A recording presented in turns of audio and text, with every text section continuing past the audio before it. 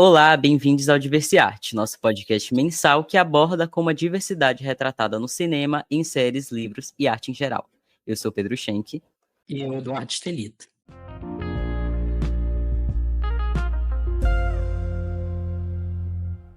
Hoje a gente vai falar sobre a novela que tá dando o que falar, né? No Twitter, no Instagram, é a novela brasileira A Beleza Fatal, que né, já se encerrou, foi transmitida pela Max e atualmente está passando na Band.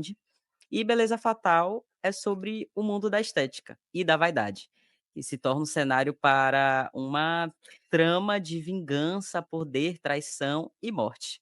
A história gira em torno de Sofia, que é feita pela Camila Queiroz, que é uma jovem que ela está determinada a fazer justiça pela injustiça, né, de prisão e morte de sua mãe, a Cleo, que é feita pela Vanessa Giacomo.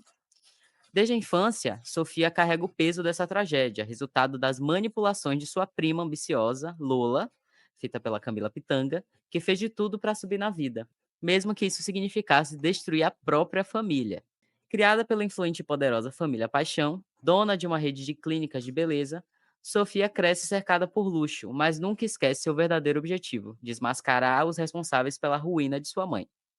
No centro desse império de beleza está Benjamin Argento, que é feito pelo Caio Blatt, um magnata do setor cosmético que também guarda segredos sombrios e está disposto a tudo para manter seu poder. Entre cirurgias plásticas, traições e jogos de interesse, Beleza Fatal expõe o lado obscuro de uma indústria obcecada pela perfeição, enquanto seus personagens lutam entre ambição e moralidade. Em meio a toda essa trama, os vilões roubam a cena, com destaque para personagens LGBTs que encarnam a sedução e a manipulação, levantando debates sobre os limites entre representatividade e estereótipos. Essa é uma breve sinopse sobre a novela. E como eu acabei de falar, a gente tem vários personagens icônicos e são personagens LGBTs que são vilões e que deixam a gente entre amar e odiar. Eu não diria amar ou odiar, não. Eu amo, sou louvável. A Lola realmente é um ícone da teledramaturgia brasileira, com certeza. Ela vai entrar para a lista das grandes, né, como Carminha, Nazaré, bom, que não era vilã, a Tieta também, a Viúva Porcina, né, personagens marcantes da teledramaturgia brasileira. E nossa, que personagem. Eu sei, o episódio de hoje a gente vai falar sobre essa representatividade de vilões LGBT, a gente vai discutir também um pouco sobre como era a representatividade de vilões LGBT antes, no passado, como é nos dias de hoje, e qual é a diferença, como você bem disse, Pedro, né? Qual a diferença, como é que eu diferencio uma boa representação de um vilão LGBT versus uma má representação? E eu acho que a gente pode dizer aqui que claramente na Beleza Fatal a gente tem uma excelente representação de vilões LGBT, né? Eu acho que a primeira coisa assim, que a gente tem que falar, gente, antes da gente falar dos vilões, é um minuto de silêncio para o personagem que saiu cedo demais da novela, o personagem que marcou a novela, e que eu acho que é também um ícone LGBT, que é o Amundo, né? O Lolindo, cachorro da Lola, com cabelo de chapinha, corte de chapinha, de Nemo. É inesquecível o Lolindo. E descobri também que o Lolindo já está fazendo aí publi, então o Lolindo está bem de vida. Acho que foi uma das diretoras da novela falou que o Lolindo não ia nem entrar, que ninguém queria. Que o autor não queria, a Camila Pitanga não queria. Acho que pelo trabalho que é trabalhar com o animal. O cachorro. Mas ela lutou e falou: não, tem que ter o Lolindo. Tipo, o penteado dele, né? Não é que fizeram, ele já era assim, ele já Ele tinha já esse é assim. padrão. E ele é perfeito, porque ele não precisa fazer nada, ele só tem que estar ali do lado da Lola. E uma grande patricinha tem que ter um pet, né, mais importante que um cachorro. O que você achou dos personagens LGBT da série? Como você achou essa representação? dos personagens vilões LGBT, e eu acho que uma coisa que ficou muito marcante é a diferença entre os personagens com mais idade, né? O pessoal que tá na faixa dos 40, 50 anos na novela, e dos personagens que têm, que são os filhos, né? A jovem geração. Como você percebeu assim esses diferentes personagens e as interações em torno da vilania e do fato de serem pessoas LGBT? A gente estava comentando aqui sobre o fato de que os mais jovens são mais caretas, né, são quando eu falo careta não é por eles simplesmente serem héteros, monogâmicos ou nada disso, mas eu acho que a gente pode falar de alguns, assim. Acho que o mais velho de todos que é o Átila, né, que no começo a gente tem essa coisa de, ele tá saindo de casa, né, vai do trabalho, sai, chega em casa tarde ou só chega no dia seguinte. Eu já tinha entendido que ele era gay. Eu já tinha catado tudo, que ele não ia ficar, tipo, simplesmente saindo de casa, escondendo que ele estava saindo com a mulher, qual é a graça disso? Podia ser a mulher que fosse, não ia ser uma graça. Ainda mais que tinha essa questão dele ser transfóbico, né, que passa a Uhum, Andreia, que a Andreia eu ainda não vou comentar, mas bem no comecinho a Andreia, pra quem não sabe, pra quem não assistiu, só pra contextualizar, a Andreia também é um personagem LGBT da novela. É um personagem que, apesar de um pouquinho chato, é um personagem importante, né, para a representatividade trans. O Átila é o pai do Benjamin, que eu falei na sinopse, e eles são cirurgiões. Então a Andrea vai na clínica há muitos anos atrás, fazer colocar, silicone, né, e o Átila não quer. Trata no masculino, fala que não recebe esse tipo de pessoa na clínica dele.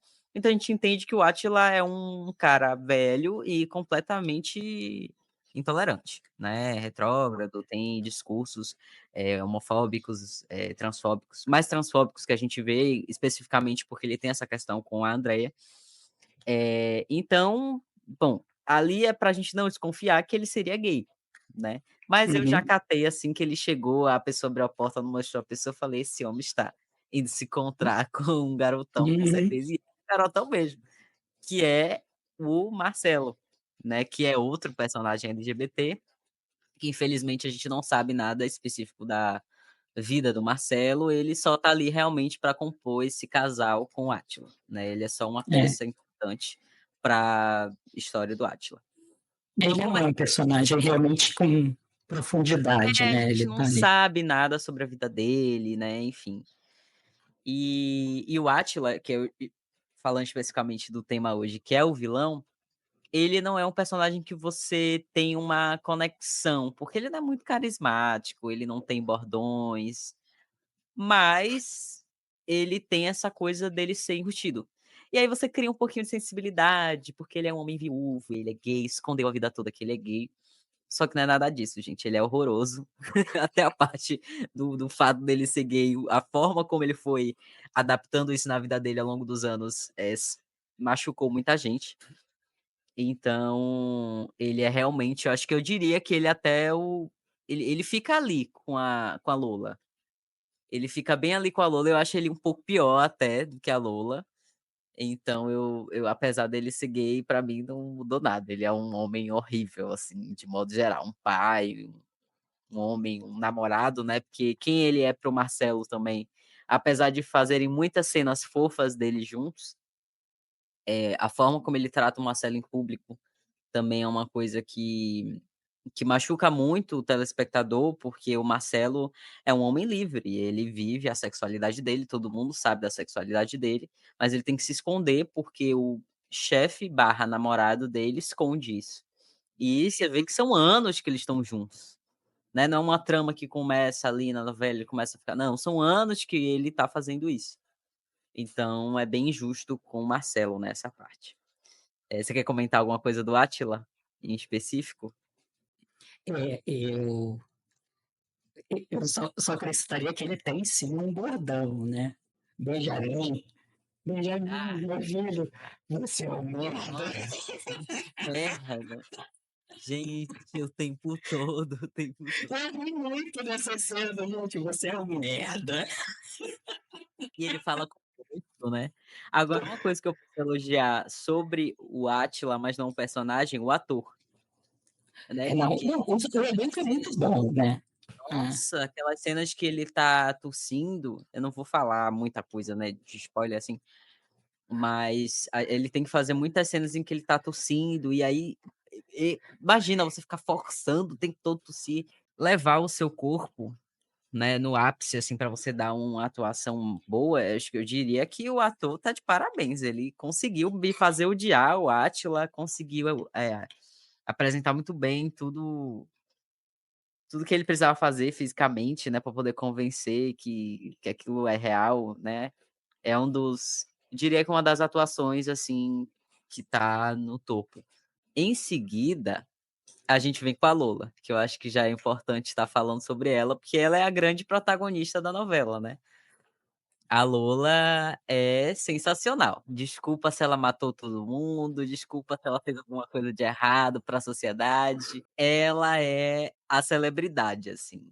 E já elogiando a atuação também da Camila Pitanga, já que a gente tá falando de atuação, que atuação boa. Ela ficou anos sem atuar em novela, então ela já voltou com tudo, fazendo a grande vilã, que como o Eduardo disse, ela tá marcada aí com as grandes vilões, Carminha, né, Nazaré, enfim.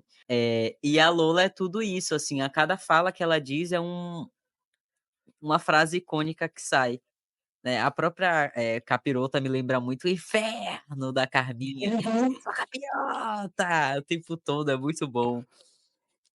A do "Viva os gays, gay, uhum. gay", é muito bom, mas a melhor é a banho de lua, banho de lua. Essa pra mim, eu gargalhei muito nessa cena, muito. A Lola é LGBT, né, ela é claramente bissexual na novela, ao contrário da Júlia, né, Júlia/Sofia, que me passa uma impressão de ser muito mais uma pessoa heterossexual e ali, né, se envolve em relações homoafetivas por conveniência. Mas tem uma coisa que é muito interessante da Lola, porque a Lola é uma vilã LGBT, mas ela também ela foi abraçada pela comunidade LGBT, né? As outras vilãs, como você já falou, Nazaré, Carminha, né? Foram também vilãs que foram abraçadas pela vilãs que foram abraçadas pela comunidade LGBT, mas a Lola eu acho que muito mais.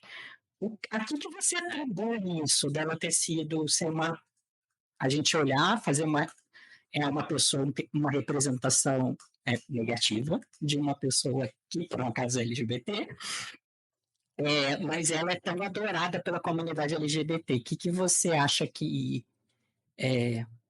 ajudou, contribuiu na atuação da Camila Pitanga para chegar a esse resultado?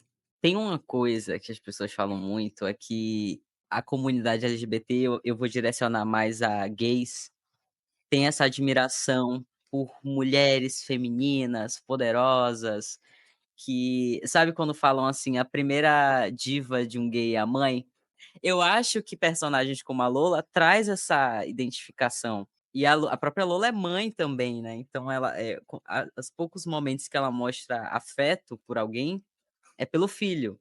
Então eu acho que causa essa coisa. Ela pode ser uma vilã, ela comete crimes horríveis, né, ela faz coisas horríveis, mas ela também é muito carismática, um pouco caricata e tem essa coisa meio mãe, assim, que dá pra quem tá assistindo.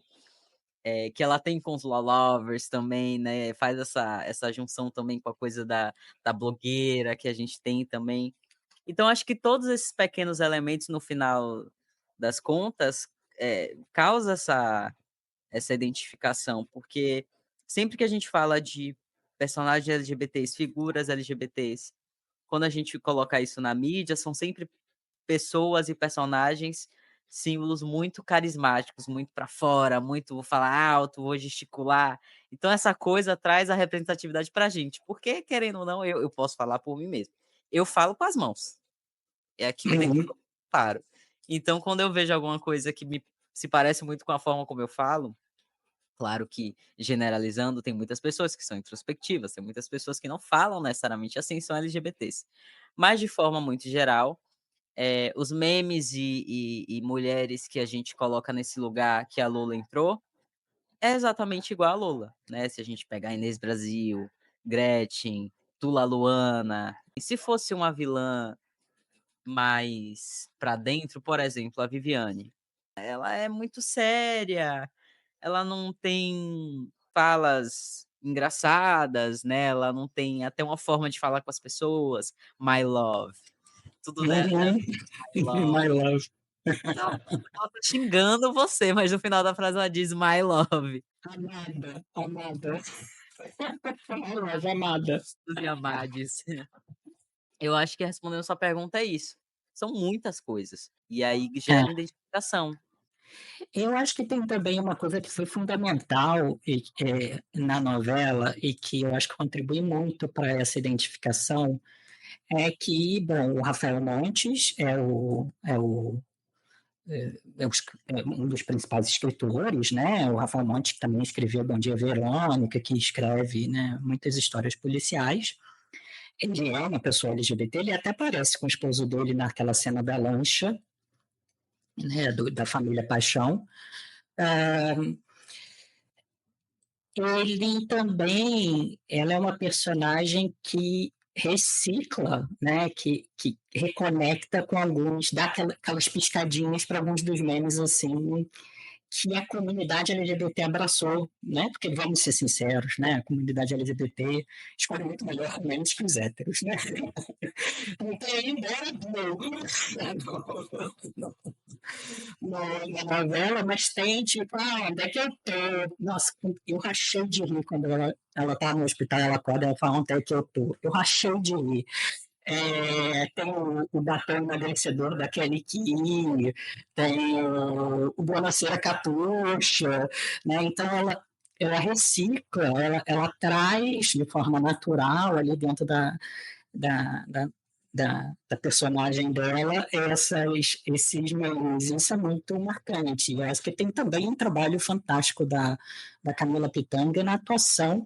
Eu tenho percebido, e até mesmo quando a gente pensa nos próximos episódios, o que a gente vai falar, sobre o que está bombando em termos, né? E temáticas que a gente acha que são relevantes, né? Porque afinal a gente já está quase chegando no episódio 50 do Diversiarte, sempre tem assunto para falar. Mas eu tenho percebido que mais e mais as produções cinematográficas elas estão indo por um caminho de choque, né, de provocar desesperança. Então, tipo assim, muitas pessoas falam, ai, faz sobre adolescência, ai, mais uma. Os filmes do Oscar, é, a Nora, né, tem uma cena que a menina é maltratada, na verdade, a menina é maltratada por 2 horas, né, mas tem uma cena ali de uma luta por mais de 20 minutos. É, o próprio Beleza Fatal, né, e o White Lotus, que tem temas de incesto. Então, a minha sensação é que muitas das produções hoje em dia, especialmente quando a gente abre as janelas dos nossos streams, são coisas pesadas, coisas difíceis, né? Coisas que às vezes são colocadas lá só para chocar, porque se a gente parar para pensar, não havia necessidade, por exemplo, da Júlia ter um relacionamento com o irmão dela no início da novela. Era totalmente desnecessário, né? Mas a gente vê muitas produções indo por esse caminho do choque, né, bebê rena, agora adolescência, né, as coisas muito pesadas, muito desesperançosas. E, tipo assim, Beleza Fatal, ela resgata o que tinha de melhor na teledramaturgia brasileira, que um novo formato, né, porque as novelas hoje em dia, né, estão em queda de popularidade, especialmente com as jovens gerações, né? O pessoal não quer acompanhar uma novela de 6 meses, o pessoal quer uma coisa mais curta. Então, ele muda o formato, mas ele mantém muito dos elementos da teledramaturgia brasileira e desse aspecto de galhofa. Eu fiquei pensando qual é a melhor palavra para descrever porque que beleza fatal esse fenômeno, né? E eu acho que isso deu um respiro assim a gente. E eu acho que a Lola ela representa muito disso. Né? Eu acho que boa parte desse aspecto de galhofa vem da Lola, né? Vem da atuação da Camila Pitanga com, é, com esse personagem que tem também características de personalidade que dialogam com a comunidade LGBT. Né? Eu acho que com os gays, como você falou, certamente, né? Mas tem esse lado da autenticidade. Né? A Luna é autêntica pra caramba.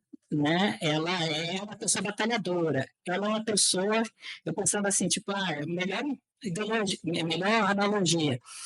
A Lola é uma bola de basquete, gente. Ela cai e quica de qualquer situação. É uma pessoa batalhadora, né?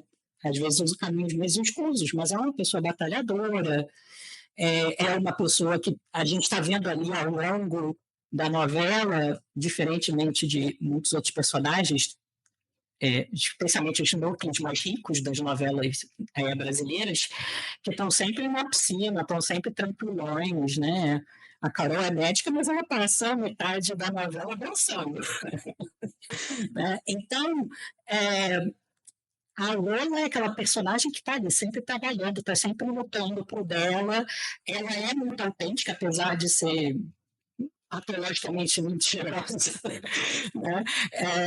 E eu acho que isso comunica muito com os ideais da comunidade LGBT, né? Essa coisa da pessoa, tipo assim, ah, não gosta de mim? Dane-se você, né? Vou jogar merda no ventilador, né?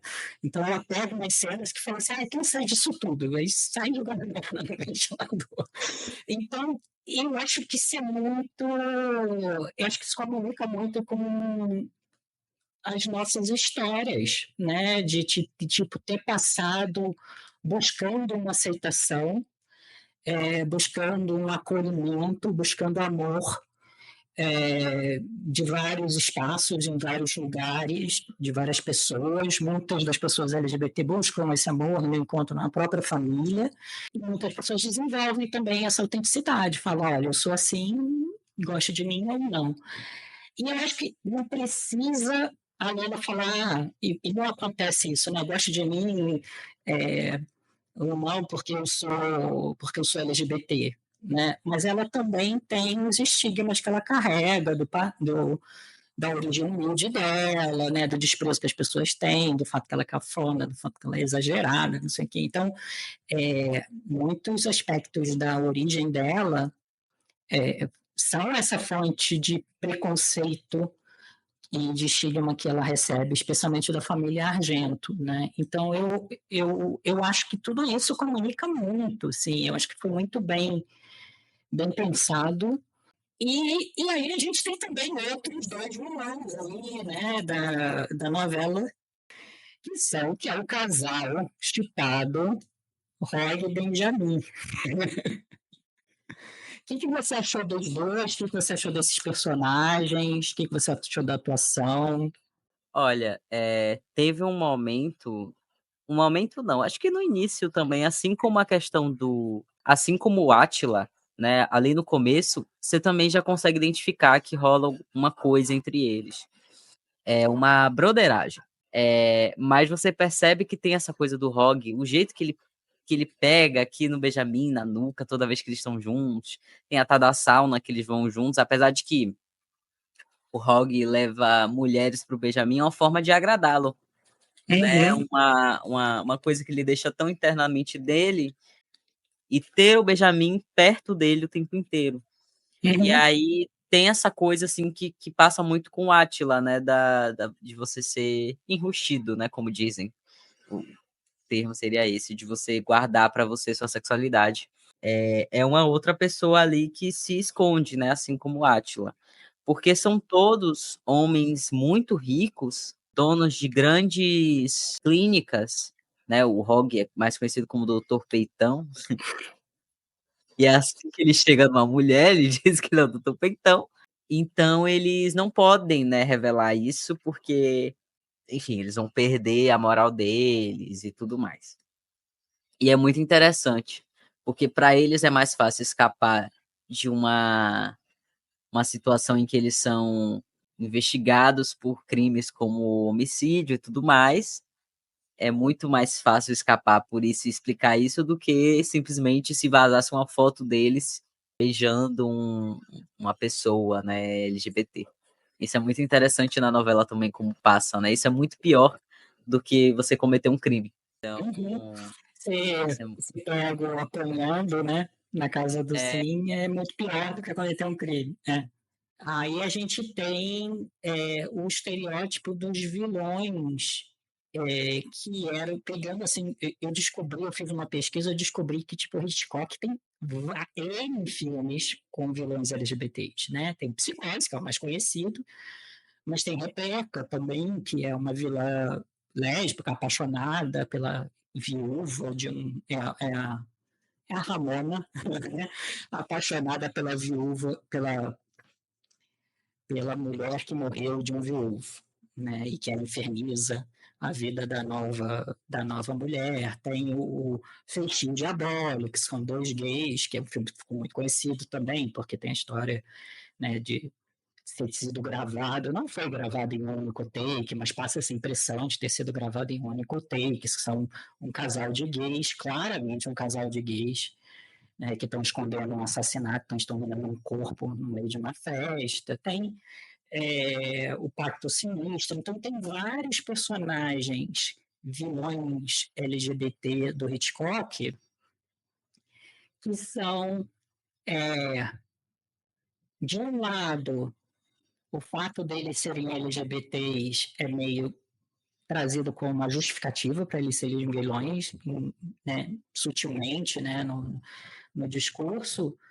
mas do outro lado também mostrava esses personagens quebrando esse padrão, né, do Cincy, né, do gay afeminado, do gay melhor amiga, do gay que morre, né, então eu acho que o Hitchcock foi a primeira pessoa que abriu, assim, essa possibilidade dessa representatividade LGBT, né, de vilões LGBT.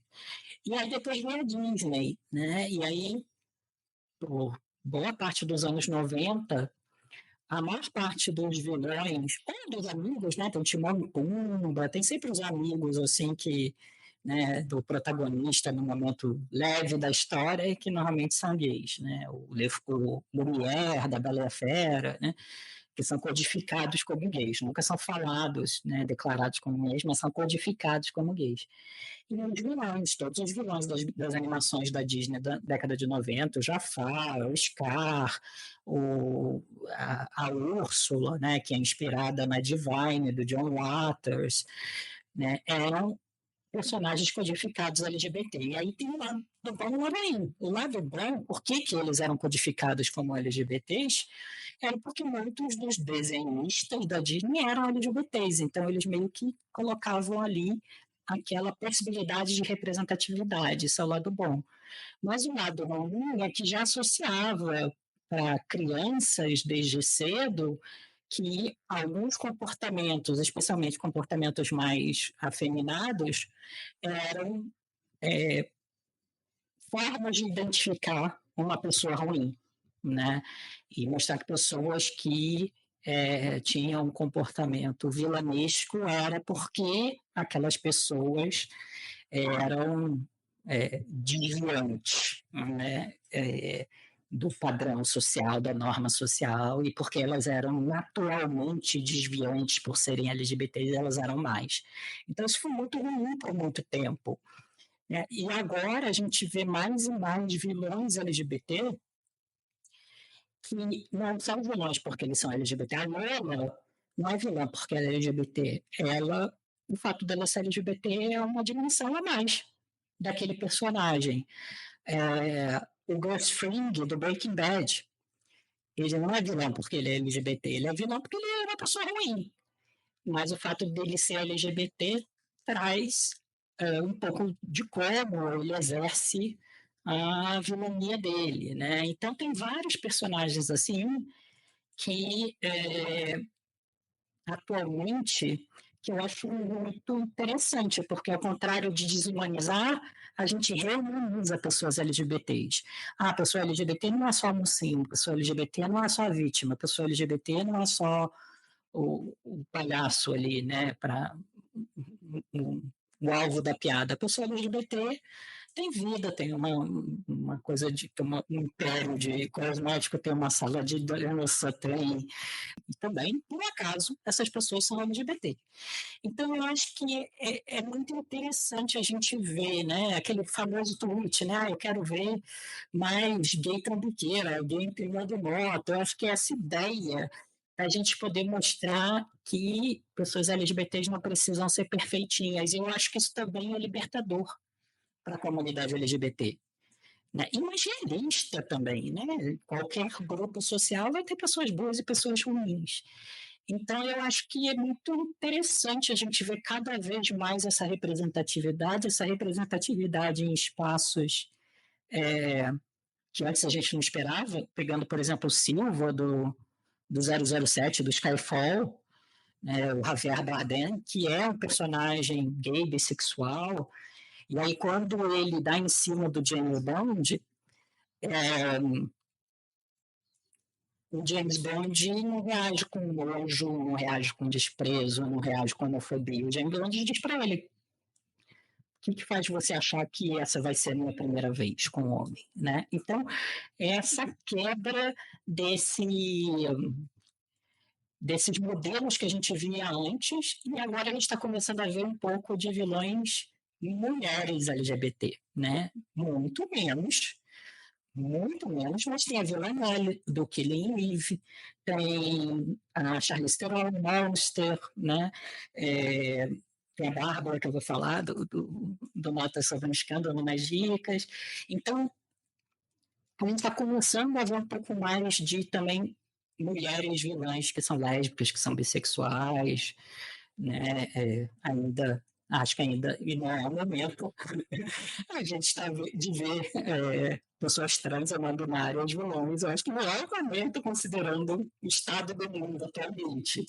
Mas eu acho que isso é um processo que harmoniza e que iguala, né, tira essa hierarquia que existia, o homossexual é bom, o homossexual é melhor, o heterossexual, o mocinho é bom. Não, os vilões estão em pé de igualdade, lutando em pé de igualdade com os protagonistas, que são, né, heterossexuais, heteronormativos, né, monogâmicos, né, essas coisas. Né? Então, eu acho isso bem interessante. Eu acho esse processo bem interessante. Ah, deveria ter mais protagonistas heróis LGBT? Deveria, mas às vezes é uma história muito mais chata. Eu prefiro muito mais a Lola, gente. Eu acho que esse A Lola é vilã e a Lola é humanizada. Além dela ser vilã LGBT, ela é humanizada. Ela tem uma coisa ali que, se você olhar um pouco mais com calma, de uma personalidade histriônica, né? De uma pessoa que é exagerada, mas que também está sempre naquela busca por amor, né? Uma busca meio desesperada por conexão e por amor. Então, é um personagem muito tridimensional, muito realista, e eu acho que, como eu disse, ela dialoga com muito dos desafios de vida de pessoas da comunidade LGBT, né, de precisar se reconstruir, de às vezes, né, cair no fundo do poço e se reerguer, né, de ser essa pessoa autêntica, apesar de ser extremamente mentirosa, de ser essa pessoa autêntica, né, que fala do que gosta, que diz, que não tem medo de dizer quem é, que fala para Carol, "Ai, Carol vai se divertir lá com a sua monoquinta." Né? Eu acho que é isso que é fantástico, né, nessa personagem. a Lola sempre fala: "Eu vim de baixo", né, ela casa com o Benjamin pra conseguir a fortuna dele, mas tem essa coisa muito legal da Lola, que ela não queria só o dinheiro, ela falou: "Não quero seu dinheiro, eu quero que você abra a Lola Land", ela quer trabalhar. A personagem que mais trabalhava todo dia, ela ali de manhã até de noite, ela queria mostrar para todo mundo que ela tinha um potencial muito grande. Enfim, defendo a Lola, vou com ela até o final, estarei indo para frente dos quartéis, me aguardem lá. E também uma coisa que a gente esqueceu de falar, de mencionar, é que os vilões LGBT Beleza Fatal, os LGBTs em geral da Beleza Fatal, não são todos brancos. Né? A representatividade é muito boa da série, realmente, em termos raciais. Tem heróis chatos pra caramba, mas ótimos de se olhar, o Marcelo e o Gabriel. O Marcelo é bem mais galã que o Gabriel, inclusive, precisamos dizer isso. Ah, não, o Gabriel é muito bonito. O Marcelo mais bonito. Mas o Marcelo também. Né? Então a gente tem esses. Você tem essa representatividade também racial, né? Eu acho que isso também é uma dimensão a mais que eu acho que conecta um pouco com os atravessamentos dentro da comunidade LGBT e uma representatividade menos homem, branco, hétero, cis, né? Ah, não, então no máximo é um gay branco, né? Eu acho que isso é bem legal. Tem bastante representatividade na novela, né.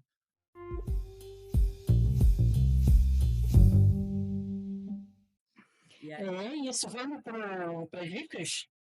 então, né, pensando nessa questão de vilões LGBT, inclusive foi o Edu que me lembrou dessa dica, que eu adoro, a série Chuck de 2021, que é a história do Chuck, tá, gente, não tem muita diferença, assim, do que a gente já conhece do boneco, aquele bonequinho bonitinho, que pra mim é bonitinho.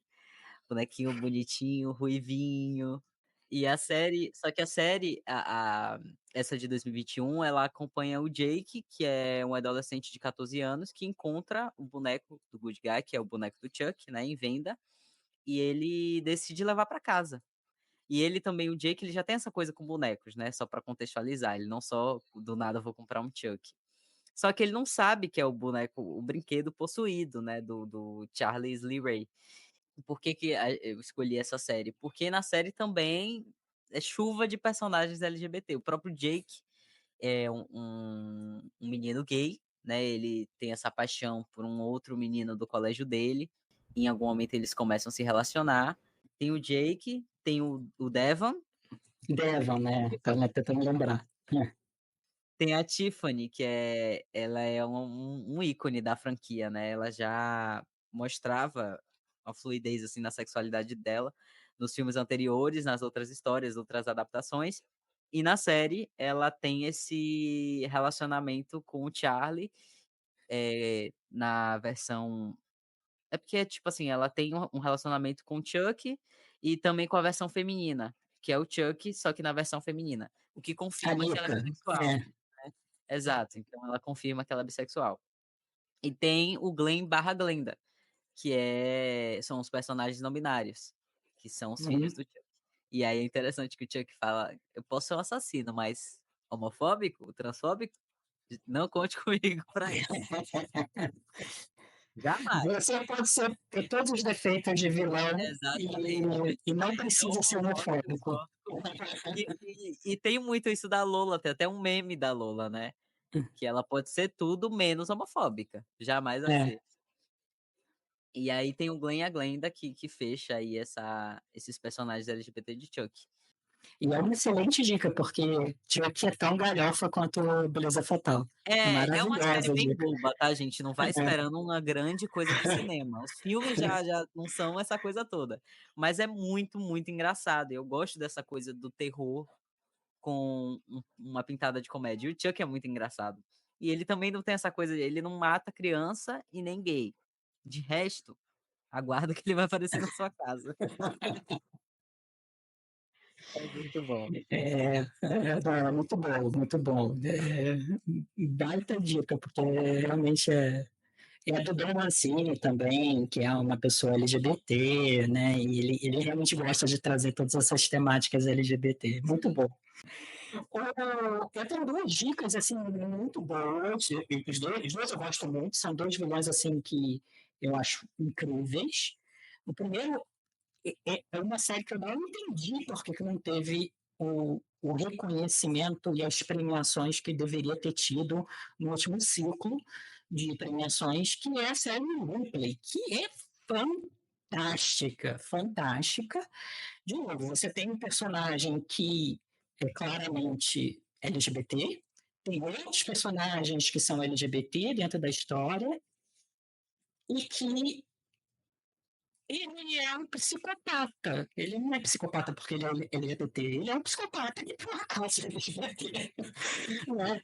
E a série é realmente muito boa. O filme original também é muito bom, né? Com Matt Damon.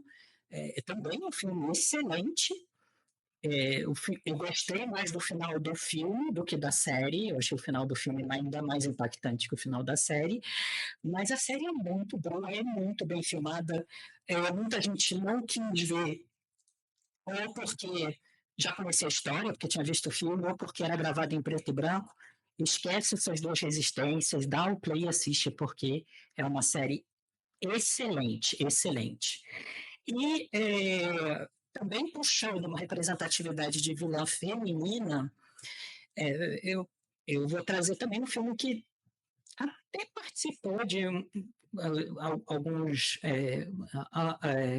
Foi indicado, eu acho que a Judi Dench e a Kate Blanchett foram indicadas para o Oscar por esse filme, mas é um filme que passou batido, muito pouca gente não conhece, chamado Notas sobre um Escândalo, que conta a história de uma professora experiente e que na escola chega uma professora mais jovem, interpretada pela Kate Blanchett. E a professora mais experiente, ela é lésbica e ela tem uma fixação, desenvolve uma fixação pela professora mais jovem e sai destruindo tudo. E o nome do livro, o nome do filme é Nota sobre um Escândalo, porque tem várias cenas em que ela é como se ela estivesse escrevendo no diário dela, contando.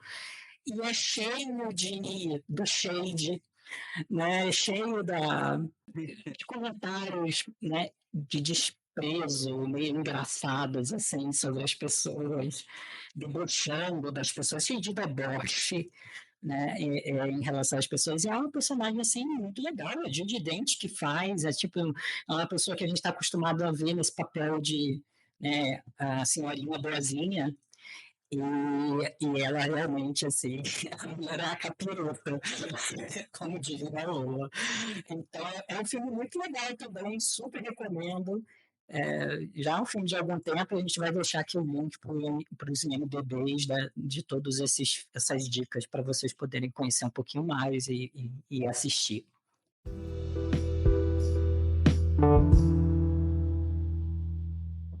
Nosso episódio está chegando ao fim, mas antes de encerrar, fica mais uma reflexão.